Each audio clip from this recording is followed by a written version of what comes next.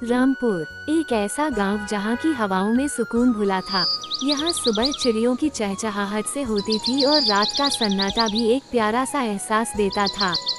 हर घर की अपनी एक सादगी थी, अपनी एक कहानी।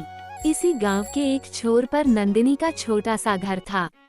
न कोई बड़ी उम्मीदें, न कोई बड़ा शोर, बस 3 लोगों का एक प्यारा सा संसार, नंदिनी, उसके पिता और उसकी माँ।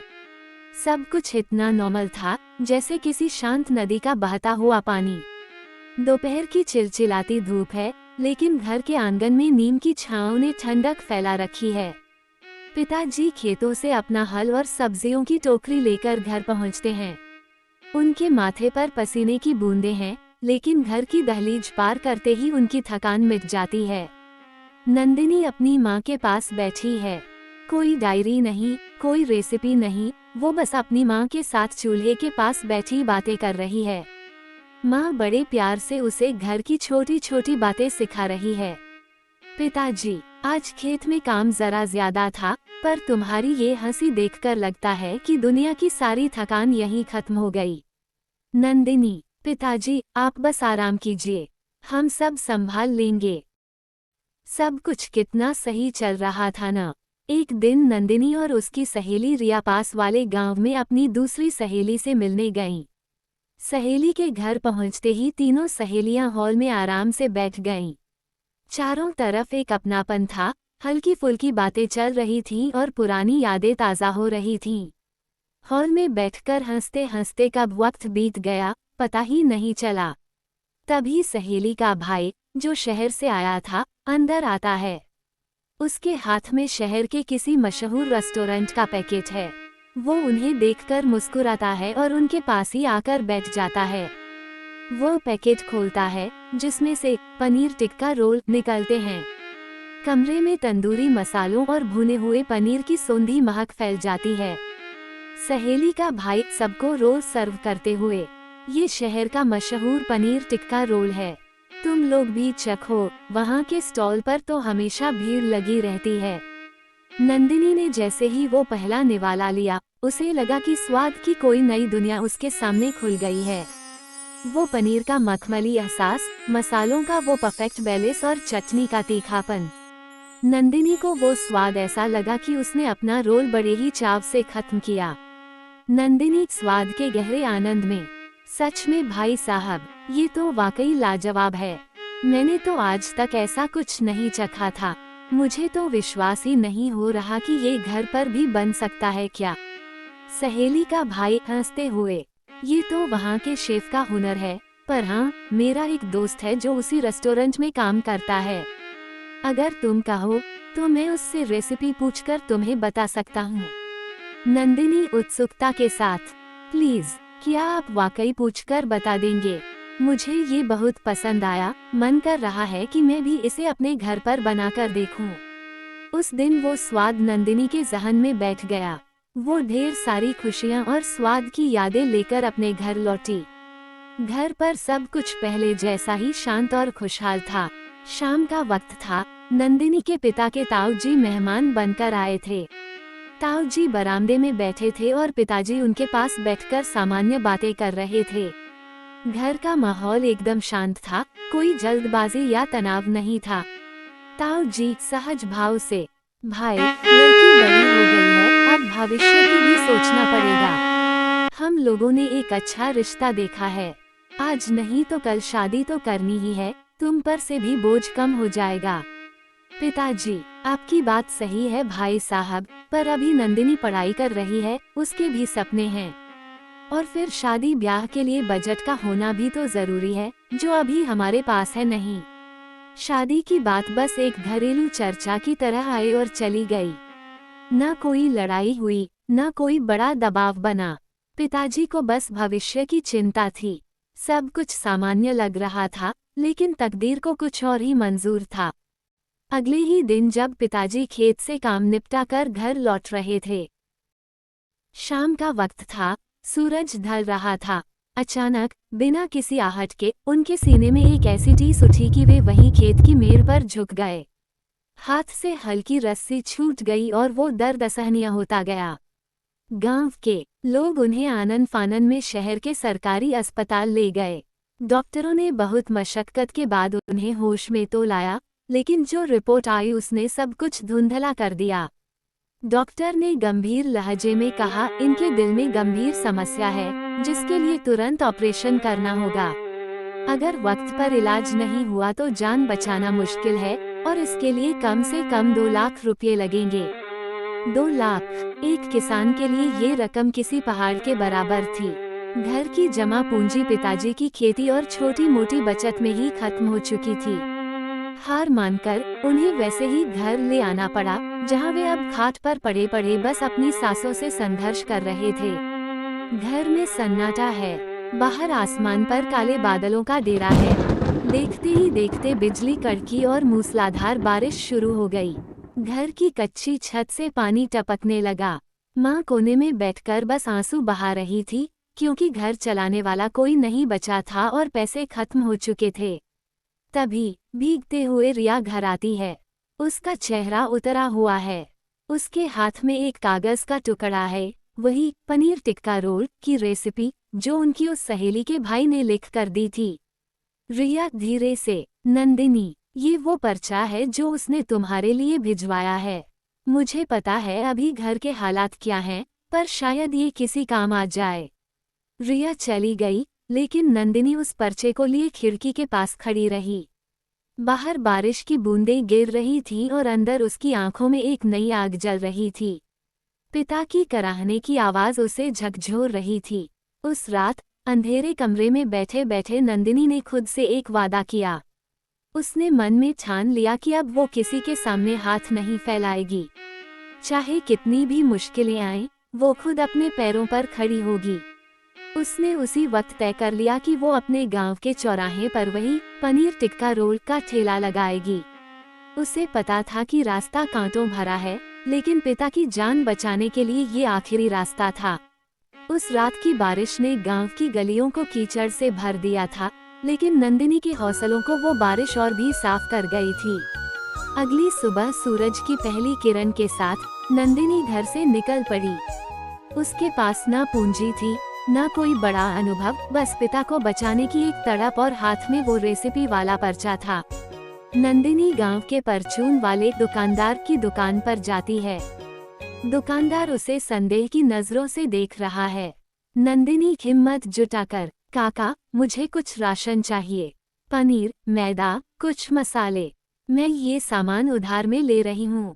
मैं बहुत जल्दी आपकी पाई चुका दूंगी, बस एक मौका दे दीजिए।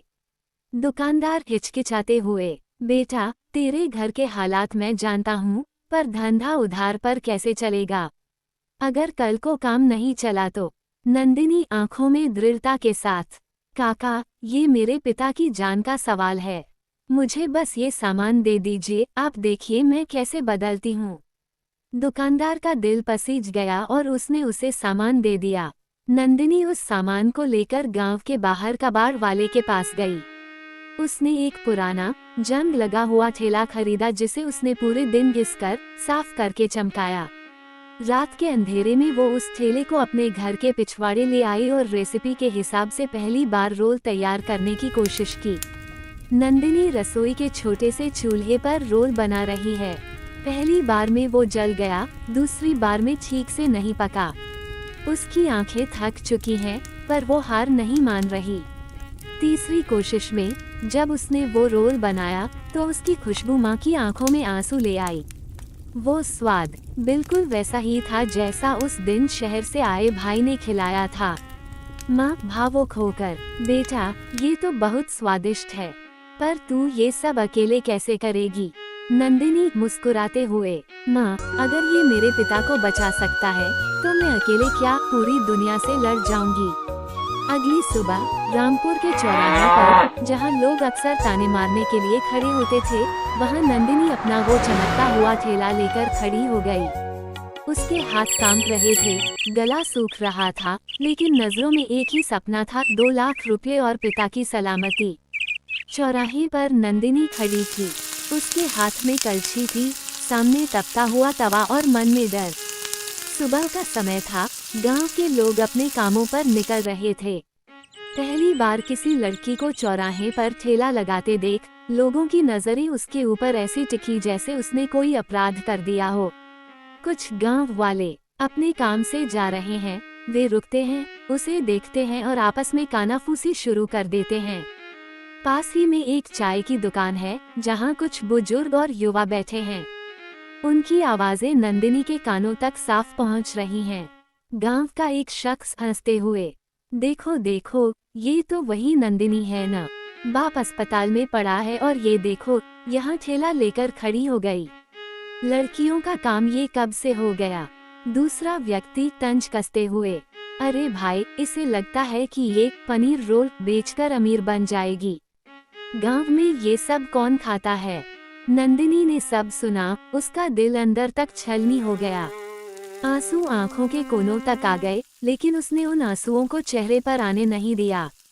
उसने अपना ध्यान तवे पर रखा जहां पनीर की महक धीरे धीरे आसपास फैल रही थी।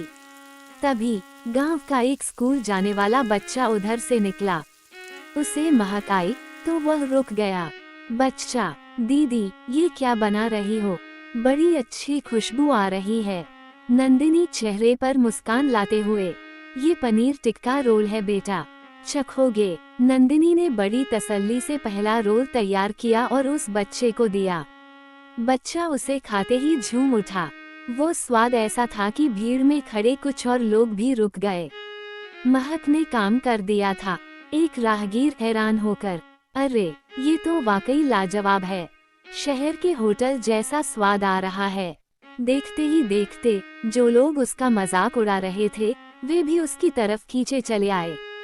शाम तक नंदिनी का सारा सामान बिक चुका था। उसके हाथ में जो पहली कमाई आई थी उसमें उसे कागज के नोट नहीं बल्कि अपने पिता की जिंदगी की उम्मीद दिख रही थी।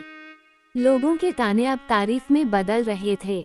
नंदिनी को समझ आ गया था कि स्वाद की ताकत से लोगों की सोच बदली जा सकती है। अब नंदिनी के जीवन का एक नया अध्याय शुरू हो चुका था। वो अब रामपुर की वो लड़की नहीं थी जो सिर्फ घर संभालती थी, बल्कि वो एक उद्यमी बन चुकी थी। हर दिन तड़के सुबह उठकर तैयारी करना, ताज़ा पनीर और सब्जियां लाना और फिर चौराहे पर पहुंचकर पूरी शिद्दत से वो रोल बनाना उसकी दिनचर्या बन गई थी। लोग अब उसे नंदिनी का रोल के नाम से जानने लगे थे। नंदिनी का ठेला अब सज धज गया है।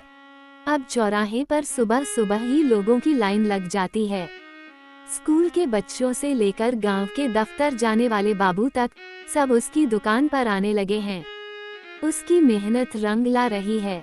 नंदिनी, लीजिए अंकल जी, आपका गर्मा गर्म रोल तैयार है। अगली बार अपनी बिटिया को भी साथ लाइएगा, उसे बहुत पसंद आएगा। नंदिनी बेटा, सच कहूँ तो तुम्हारी मेहनत का कोई जवाब नहीं। पहले जो लोग तुम्हें ताने मारते थे आज वही तुम्हारी दुकान की तारीफ करते नहीं थकते।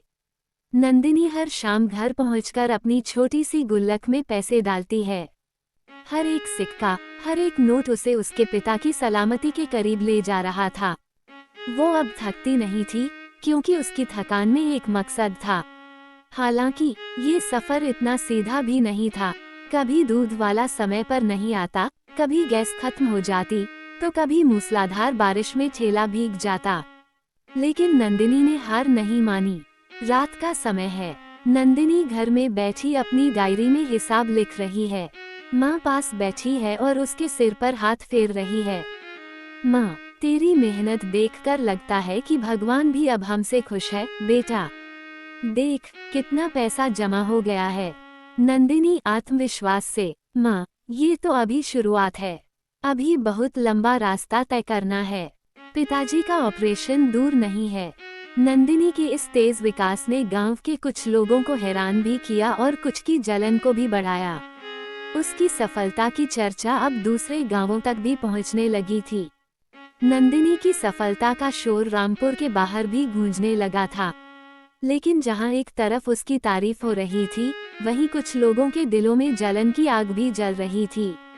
उन्हीं में से एक था गांव का बनवारी, जो पहले ही उस जगह पर एक चाय नाश्ते की बड़ी दुकान खोलना चाहता था, लेकिन नंदिनी के छोटे से ठेले ने उसकी सारी दुकानदारी फीकी कर दी थी।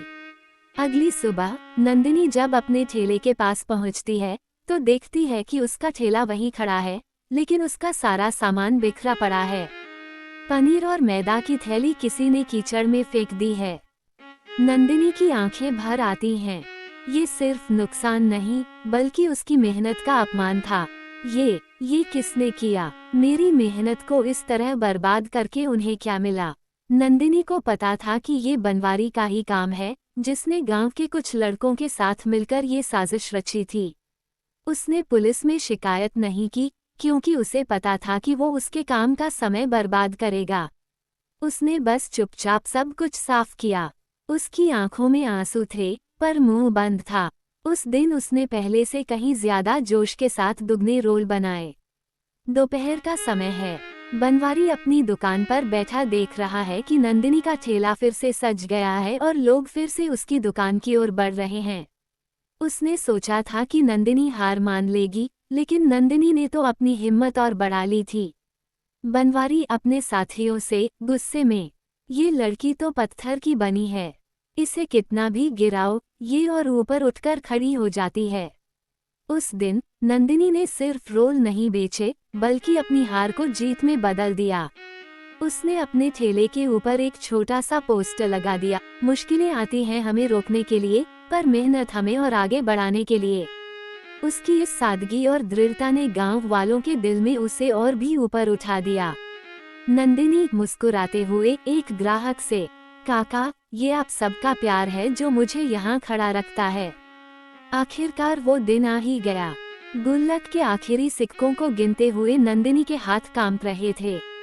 2 लाख, वो रकम जो कभी उसे एक सपना लगती थी, आज उसके सामने थी। ये सिर्फ पैसे नहीं थे, ये उसकी रातों की नींद, धूप में जलता उसका शरीर और ताने सुनने के बाद भी न टूटने वाला उसका हौसला था। नंदिनी और उसकी माँ अस्पताल पहुँचती हैं। बिल चुकाने के बाद डॉक्टर तैयारी शुरू करते हैं। ऑपरेशन थिएटर के बाहर नंदिनी घंटों बैठी रहती है। बाहर का सन्नाटा उसके दिल की धड़कनों को और तेज कर रहा है। तभी ऑपरेशन थिएटर की लाइट बंद होती है और डॉक्टर बाहर आते हैं। डॉक्टर मुस्कुराते हुए, बेटा, ऑपरेशन सफल रहा, अब तुम्हारे पिता खतरे से बाहर हैं। नंदिनी की आंखों से जो आंसू निकले वो दर्द के नहीं, सुकून के थे। उसने अपने पिता की जान बचा ली थी। कुछ हफ्तों बाद जब पिताजी घर लौटे तो उन्होंने अपनी बेटी को बड़े गर्व से देखा। जिस बेटी को गांव वाले ताने देते थे, आज वही उनकी ढाल बनकर खड़ी थी। पिताजी, मैंने तुझ पर हमेशा भरोसा किया था नंदिनी, पर तूने जो कर दिखाया वो किसी चमत्कार से कम नहीं है। नंदिनी ने अब अपना छोटा सा ठेला बंद नहीं किया। उसने उसी कमाई से गांव के बाहर एक छोटा सा नंदिनी फूड कॉर्नर खोल लिया। आज रामपुर गांव में उसकी कहानी एक प्रेरणा है। उस पनीर टिक्का रोल की महक ने सिर्फ उसके पिता की जान नहीं बचाई, बल्कि उसे एक पहचान भी दी। नंदिनी अपने नए फूड कॉर्नर के सामने खड़ी है। वो मुस्कुरा रही है। गांव के लोग, यहाँ तक कि बनवारी भी, अब उसकी दुकान पर आते हैं। नंदिनी का संघर्ष, जो एक छोटी सी रेसिपी से शुरू हुआ था, आज एक बड़ी कामयाबी की दास्तान बन चुका था। रामपुर गांव अब भी वैसा ही शांत था, लेकिन नंदिनी की कहानी ने हर घर को एक नई सीख दी थी कि अगर इरादों में जान हो तो इंसान अपनी तकदीर का शेफ खुद बन सकता है। कैसी लगी ये पूरी कहानी?